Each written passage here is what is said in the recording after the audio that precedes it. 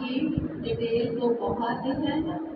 देखो श्री कृष्ण का हम जब चेहरा देखते हैं तो श्री कृष्ण का चेहरा हमेशा मुस्कुराता हुआ दिखाते हैं। देखा तो हमने नहीं है, देखा हमने क्या है, चित्रों में देखा है, मूर्तियों में देखा कि हमेशा जो है श्री कृष्ण का चेहरा मुस्कुराते हुए, हाथ में मुरली लेते हुए, बजाते हुए और सिर पर मोर मुकुट लगा हुआ होता है। तो ये सब किस पवित्रता की निशान है। तो माना श्री कृष्ण जो थे वो क्या थे, संपूर्ण पवित्र। और मुरली जो दिखाते हैं तो वो किसकी निशानी है, ज्ञान की निशानी।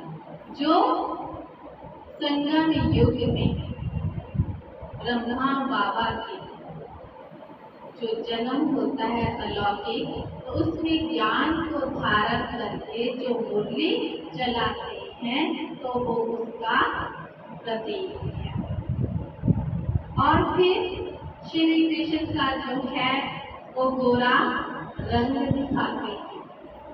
पहले श्री कृष्ण का रंग गोरा होता है और बाद में जो है वो श्री कृष्ण का रंग क्या दिखाते हैं, सावला, काला।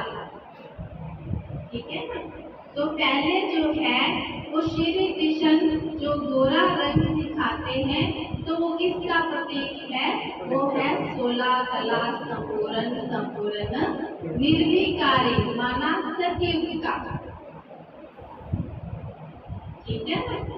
और देखो जब सतयुग में श्री कृष्ण पहले महाराजकुमार होते थे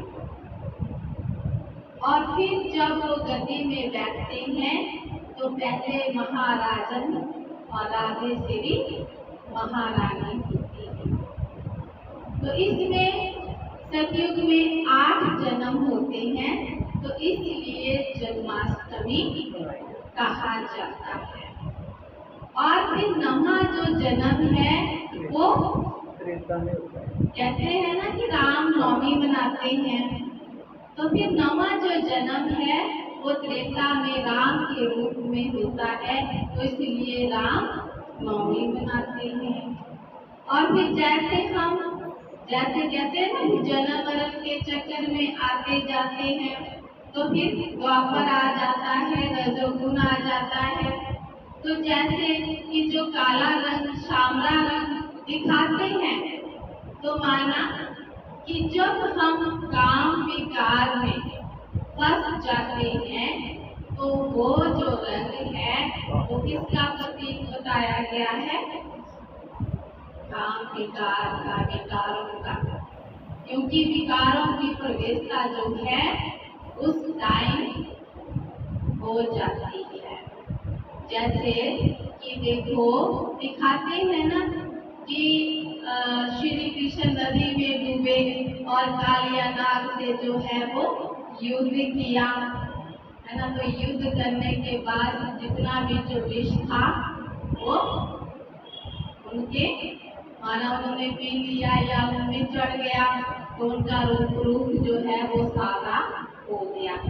तो इसका जो वास्तविक अर्थ जो निकलता है वो यह निकलता है कि जब हम रजो स्टेज में आ जाते हैं तो जो हमारे सत्युग और त्रेता के जो सत्व गुण होते हैं वो कम हो जाते हैं और विकारों की प्रवेशता हो जाती है और धीरे धीरे हमारी जो आत्मा है वो काली होना शुरू हो जाती है। और जैसे ही कलयुग आता है तो कलयुग में तो अति घोर अंधेरा हो जाता है, जिसको काल रात्रि भी कहा जाता है। इस समय जो है वो सभी हम आत्माएं जो है वो दुख, अशांति, भ्रष्टाचार में हो जाती है, उसमें डुबकियां लगाती है, क्योंकि इस कलयुगी रात्रि को वैतरणी नदी भी कहा जाता है, दुखों की नदी भी कहा जाता है। तो हम किसी न किसी दुख में आज इस युग में डूबे हुए हैं, ग्रसित हैं। तो जब अति धर्म की ग्लानि हो जाती है, तो गीता में भी कहा गया है ना कि यदा यदा ही धर्मस्य ग्लानि भवति भारत।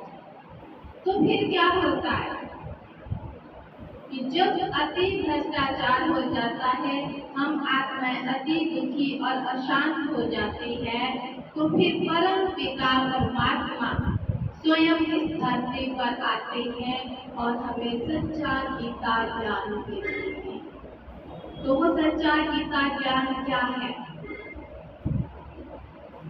गीता तो हम पहले से भी पढ़ते हैं, वेद शास्त्र पहले से भी पढ़ते हैं,